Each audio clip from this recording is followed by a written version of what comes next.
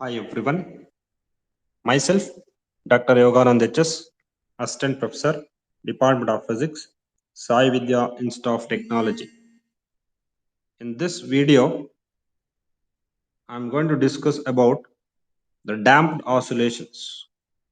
The oscillations of a body are said to be damped oscillation such that the amplitude of vibration decreases and comes to rest at the equilibrium position in a finite interval of time due to the action of resistive force. You can able to see in the diagram. So the amplitude is maximum. So due to the opposition offered by the medium, the amplitude goes on decreases and it becomes zero in a finite interval of time. Such type of decay in amplitude or decrease in amplitude due to the resistive force offered by the medium, you can call it as the damped oscillations. The example for damped oscillations are the mechanical oscillations of a simple pendulum, the electrical oscillations of LC circuit, the oscillations of a swing left free to oscillate being pushed once. So let us derive the differential equation of motion of damped oscillation, or you can call it as the theory of damped oscillation. Consider the mass spring system. So consider the mass M or a body of mass M executing damped oscillation in a resistive medium.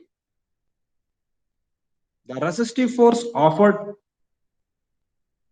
by the body is directly proportional to the velocity of the body and acting in opposite direction, or the resistive force offered by the body is directly proportional to its velocity and acts in opposite direction. So therefore, the resistive force is equal to minus r into dx by dt, where r is a proportionality constant called the damping constant, and dx by dt is the velocity of the oscillating body. For any object which is undergoing vibration or it is vibrating in a particular medium or it is oscillating in a particular medium, so the force which is responsible for oscillation will be a resistive force. So therefore, from Hooke's law, so we know that the resistive force offered by the oscillating body is directly proportional to displacement and acts in the opposite direction. Therefore, resistive force is equal to minus k into x, where k is a proportionality constant called force constant and x is the displacement of a body. You call this as equation number 2. The total force or the net force experienced by the body is the sum of the resistive force and the restoring force for body which executing damped oscillation. Therefore, the resultant force or the total force is equal to minus r into dx by dt minus k into x. So equation number 3 represents the total force experienced by the body which executing damped oscillations. So from Newton's second law, any body which is moving in a particular direction or which is under movement, the force experienced by the moving body, so here for my reference, you can call it as resultant force is equal to m into a, where m is the mass and a is the acceleration of a body. Or in terms of displacement, the resultant force is equal to m into d square x by dt square. We call this as equation number 4. Equation number 3 and 4 represents the force experienced by the moving body. So therefore, equating equation number 3 and 4, so we get m into d square x by dt square is equal to minus r into dx by dt minus k into x. Rearranging the above equation, d square x by dt square minus is equal to minus of r by m into dx by dt minus k by m into x. Taking the terms in the RHS to LHS, we get d square x by dt square plus r by m into dx by dt plus k by m into x is equal to 0, or the above equation can be written as d square x by dt square plus 2b into dx by dt plus omega square into x is equal to 0. To call this as equation number 5, where 2b equals r by m and omega equals root of k by m. So equation number 5 represents the equation of motion of damped oscillations.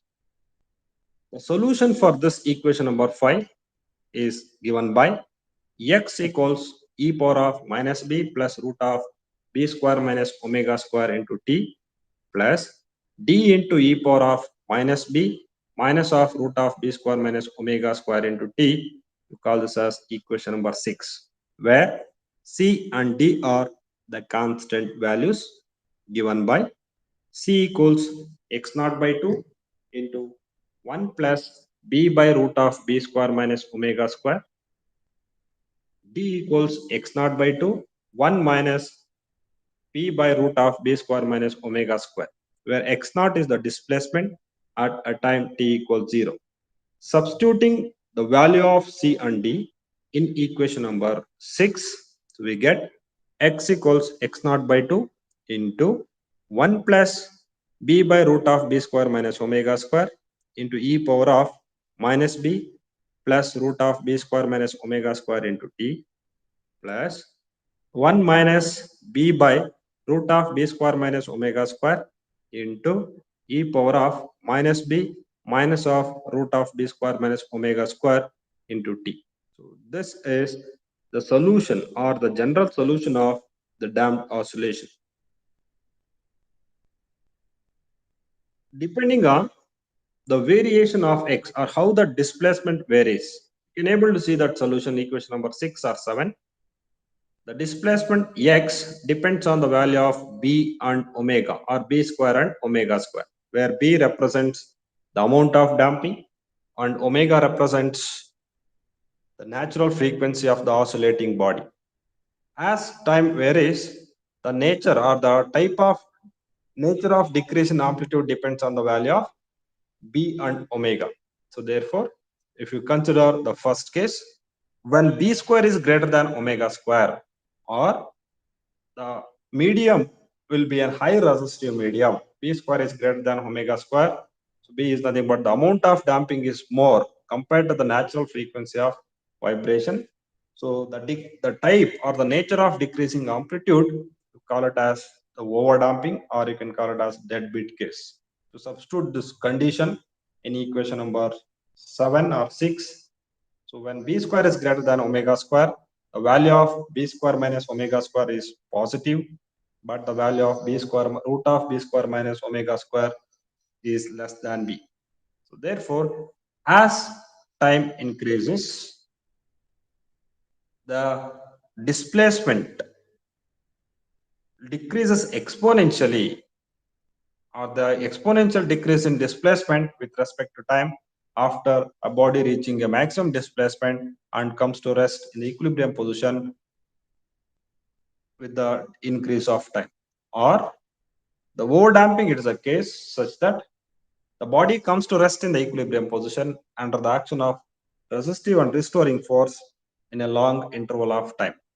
For example, motion of a pendulum in a highly viscous liquid. The second case, the opposition offered by the medium is nearly equal to the natural frequency of vibration. The decay in amplitude or decrease in amplitude, we call it as critical damping.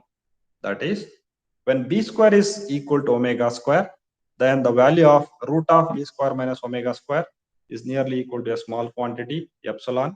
You substitute this in equation number 6, we get x equals e power of minus bt into c plus d plus c minus d into epsilon t.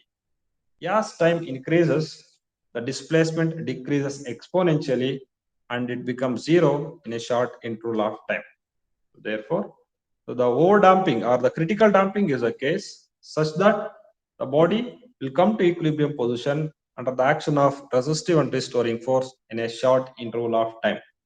Example, the deflection of a pointer galvanometer, the voltmeter, the deflection of current meter, and the shock absorbers designed with springs. The third case, Or you can able to see the graphical representation of overdamping and the critical damping. In the critical damping case, the body will comes to rest in a short interval of time. Now overdamping, so it will take long time to reach the equilibrium position or the amplitude become zero. The third case, when B square is less than omega square, or you can call it as the underdamping case, when medium, that is a less resistive medium. So what happens? The value of B square minus omega square will become negative, but the value of omega square minus B square will become positive. If you substitute this condition in your equation number 7, you get x equals a into e power of minus bt into sine of nt plus phi, where a is x naught into a by n, phi is tan inverse of n by b. So therefore, as time increases, so there is an exponential decrease of displacement with respect to time. So therefore, the underdamping is a case such that the amplitude of vibration of a body decreases under the action of resistive and restoring force, and the body will comes to rest in a equilibrium position.